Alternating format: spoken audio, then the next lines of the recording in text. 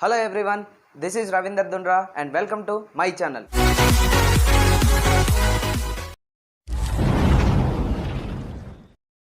Today we will discuss about these forest soils. In the previous lecture we have discussed about laterite soils as well as arid soils. Now let us continue with this forest soils. Where these forest soils are found?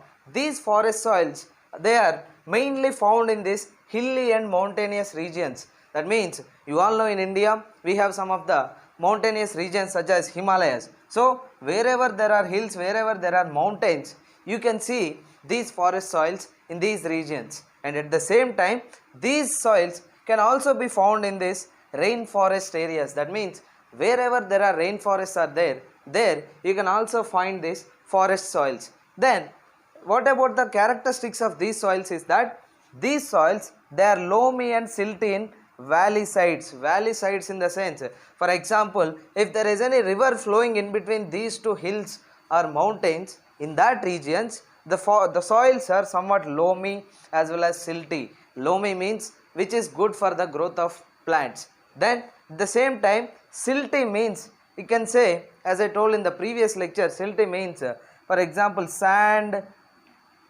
what is that, sand, mud as well as soil which are carried by the water, and if they are deposited in a particular place we call it as this silt. So these loamy, the soils are loamy and silty in these river valleys. At the same time on the upper slopes these soils are coarse grained. That means in the upper slopes means, for example, in these regions, the top slopes of these mountains or hills, the soils are coarse grained. That means the soils, they are made up of, as I told, coarse means somewhat large pieces. Then in the snow covered areas these soils experience denudation as well as acidics. Some of the Himalayas or some of the hills or some of the mountains, they are covered with this snow.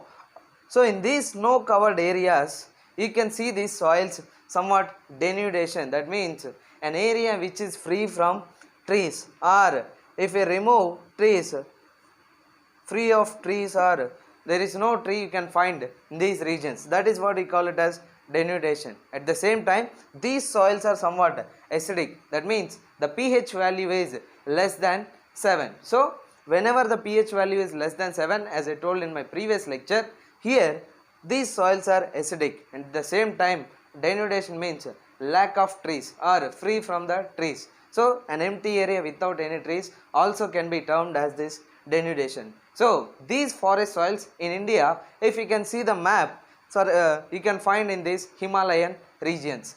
Let us talk about this, the last and very important topic of this chapter, that is soil erosion and conservation methods. What is this soil erosion and what are the methods that we need to follow to conserve this soil erosion? So let us discuss about this soil erosion, then after that we will talk about this conservation methods. So this soil erosion, you all know what do you mean by this soil erosion. Erosion means the wearing away of the top layer of the soil due to some of the natural as well as human factors. We may call it as this soil erosion. And there is always some kind of balance between this soil erosion as well as soil formation. That means whenever this soil erosion occurs, simultaneously at the same time the soil formation also used to take place. That is why there is always some kind of balance between this soil erosion as well as soil formation. As I told in my previous lectures while discussing about soil as a resource, I mentioned that soil is a renewable resource, which means whenever there is a soil erosion process occurs, it also forms within the lifetime of a human or within human life scale. So therefore there is always a balance between this soil erosion as well as this soil formation. But nowadays what is happening is that this balance is being disturbed by some of the human factors, which is leading to more and more of soil erosion. So let us see what are these human factors that are responsible for this disturbance in the balance of soil erosion, and what are the factors which are causing for this soil erosion. So the factors which are causing for this soil erosion is that first and foremost thing, deforestation. As you all know, day by day as population increases, people are cutting more and more number of trees. But trees are the best conserving method, best conserving ways to protect this soil erosion. But as we are cutting trees and more and more trees, this is causing this soil erosion. Then at the same time, overgrazing, mining as well as construction. So all these are human factors which are responsible for this soil erosion. The very important thing is about these human factors are deforestation, overgrazing, mining as well as construction. So apart from these human factors, there are some natural factors which are also responsible for this soil erosion. These natural factors are, one is wind, the second one is glaciers, and third one is this water. So two important, very important natural factors that are responsible for this soil erosion are this wind as well as water. Why? Because whenever there is any rainfall, or whenever there is any cyclone, or whenever there is a speed wind, whenever if there is a speed wind, this causes this soil erosion. And due to this, two of the important types of soil erosions can occur. They are, one is this gully erosion. Gully erosion means, for example, whenever if you see any heavy rainfall, then the soil will be turned into something like a gullies, where the water will be washing away all these layers, the top layer of the soil, and it forms something like a gully. So this we call it as this gully erosion. And at the same time, sometimes this erosion can also occur in another form, that is sheet erosion. Sheet erosion means the top layer of the earth or top layer of the soil will be eroded like a sheet, will be washed away like a sheet. And whenever this gully erosion occurs, what happens is that the land will be turned into something known as this bad land.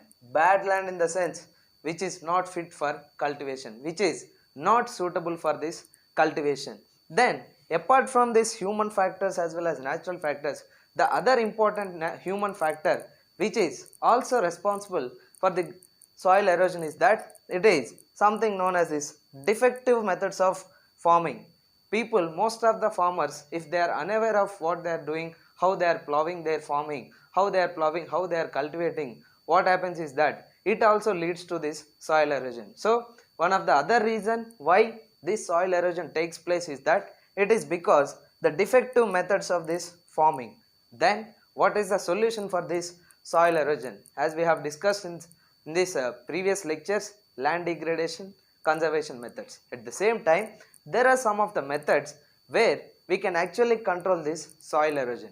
What are these methods? Are these the measures to control this soil erosion? They are, one is contour ploughing, at the same time terrace cultivation. You can see this terrace cultivation, the same time strip cropping, as well as you can also this shelter belts, which we have already discussed in this previous lecture, how to conserve this land degradation. So these are the four different types of methods where we can actually conserve this soil erosion. They are, once again, contour ploughing, terrace cultivation, strip cropping, as well as shelter belts. So if we can follow these methods, we can actually conserve this soil erosion. So with this, we have completed this first chapter, geography, resources and development. Thank you.